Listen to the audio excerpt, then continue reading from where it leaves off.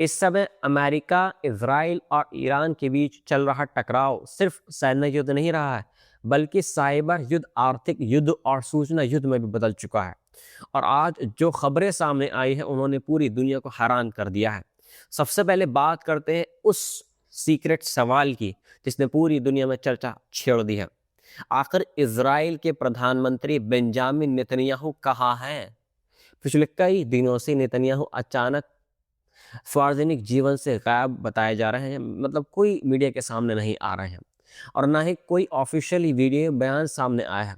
Social media पर कई तरह की थ्योरी तेजी से फैल रही हैं।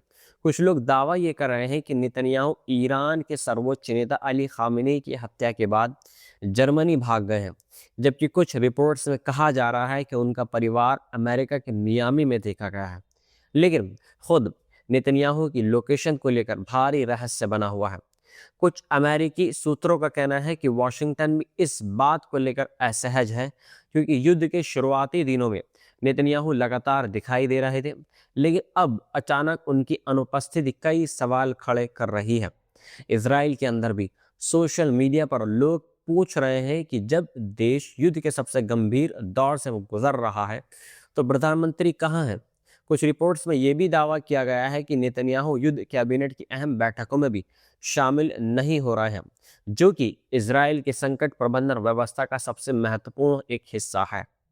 इसी बीच सोशल मीडिया पर एक और सनसनीखेज दावा सामने आया है, जिसमें कहा यह गया है कि भारत की खुफिया एजेंसी रॉ के पास ऐसी जानकारी है कि तेल अवीव में हुए एक बैलिस्टिक मिसाइल स्ट्राइक के दौरान नेतन्याहू और मोसाद प्रमुख डेविड बर्निया मारे गए हैं। हालांकि इस दावे की कोई आधिकारिक पुष्टि नहीं हो पाई है, लेकिन इस तरह की अफवाहें ये दिखा रही हैं कि इस युद्ध में सूचना और दुष्प्रभाव का खेल भी उतना ही तेज चल रहा है जितना दूसरी बातें चल रही हैं। अब बात करते हैं इसराइल की उस कार्रवाई की जिसने तनाव को और ज्यादा बढ़ा दिया है। इसराइल की सेना ने दावा किया है कि उसने ईरान के तालघान नाम के एटॉमिक रिएक्टर पर हमला किया है। इजरायली खुफिया एजेंसी के अनुसार ये परिसर ईरान के परमाणु हथियार कार्यक्रम से जुड़ी उन्नत तकनीक विकसित करने के लिए इस्तेमाल किया जा रहा था। हालांकि ईरान की तरफ से अभी इस हमले को लेकर सीमित जानकारी सामने नहीं आई है, लेकिन अगर ये हमला सच साबित होता है तो ये इस युद्ध का सबसे खतरनाक फेज हो सकता है, क्योंकि परमाणु सुविधाओं पर हमला सीधे तौर पर वैश्विक सुरक्षा के लिए बड़ा खतरा माना जाता है। इसी बीच एक और खबर सामने आई है जिसने ये भारत के लिए थोड़ी राहत की खबर दी है। वो ये है कि हार्मोज से होकर भारत पहुंचने वाला पहला तेल टैंकर रिपोर्ट्स के मुताबिक लाइबेरिया की झंडे वाला शैनलोंग नाम का टैंकर सुरक्षित तरीके से हार्मोज से गुजरकर मुंबई पोर्ट पहुंच गया है और इसमें सऊदी अरब का करीब 1,35,000 टन कच्चा तेल लाया गया है। मुंबई पोर्ट अथॉरिटी के अधिकारियों ने पुष्टि की है कि जहाज जवाहर द्वीप पर पहुंच चुका है और तेल उतारने की प्रक्रिया शुरू हो चुकी है। ये इसलिए बहुत ज़्यादा महत्वपूर्ण हो चुका है क्योंकि ईरान ने हाल ही में स्ट्रेट ऑफ हॉर्मुज पर कंट्रोल कड़ा कर दिया है और चेतावनी दी थी कि केवल वही जहाज सुरक्षित रूप से गुजर पाएंगे जो अमेरिका या इजराइल से जुड़े नहीं हैं।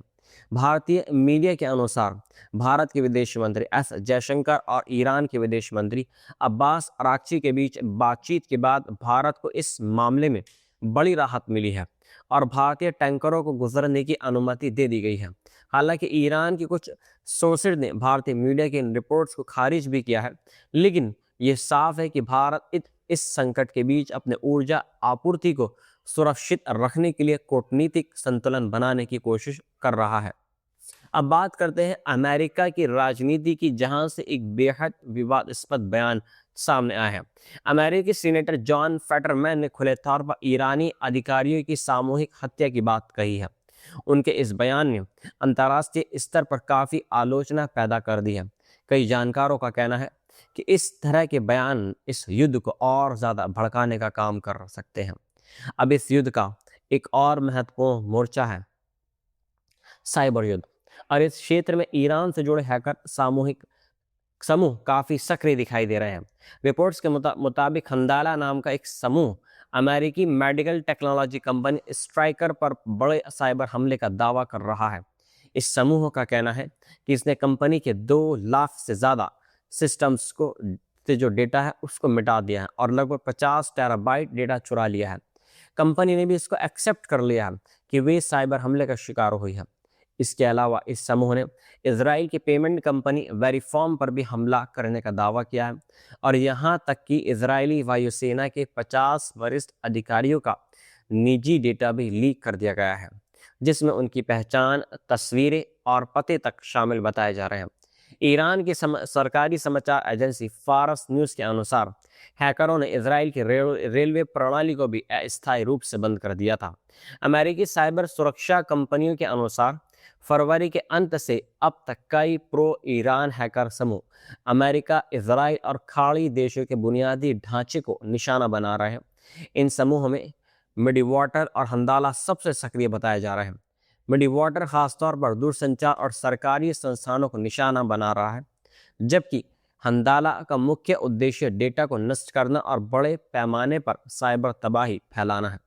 इसके अलावा एक और समूह हाइड्रो किटन को भी वित्तीय क्षेत्र के लिए बड़ा खतरा बताया जा रहा है। अब बात करते हैं ईरान के नए सर्वोच्च नेता मुज्तबा खामनेई के बयान की, जिन्होंने एक बेहद कड़ा संदेश दिया है। उन्होंने कहा है कि मध्य पूर्व में मौजूद सभी अमेरिकी सैन्य अड्डों को बंद कर देना चाहिए क्योंकि वे हमलों का लक्ष्य बनेंगे।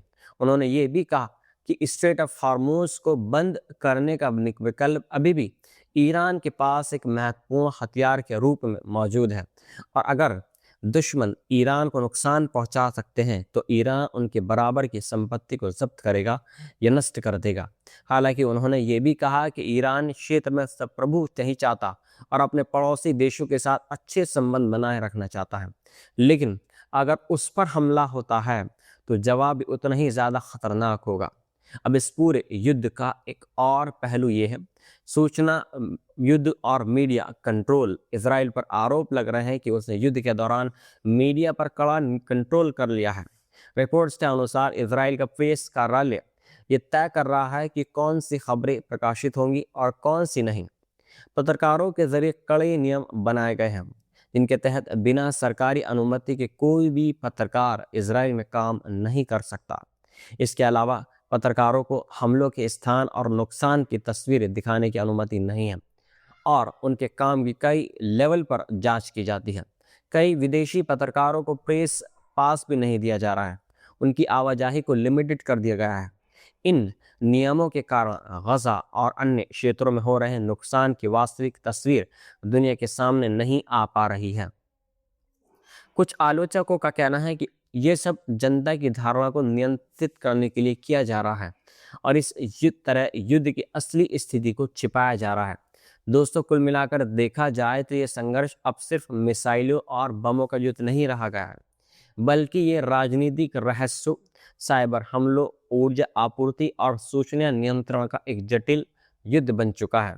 नेतन्याहू के रहस्यमय गुमशुदगी से लेकर हार्मोस में भारत के टैंकरों की आवाजाही तक और साइबर युद्ध से लेकर मीडिया सेंसरशिप तक हर नई घटना ये दिखा रही है कि यह संकट सिर्फ मध्य पूर्व तक सीमित नहीं है, बल्कि इसका असर पूरी दुनिया की अर्थव्यवस्था और सुरक्षा पर पड़ रहा है।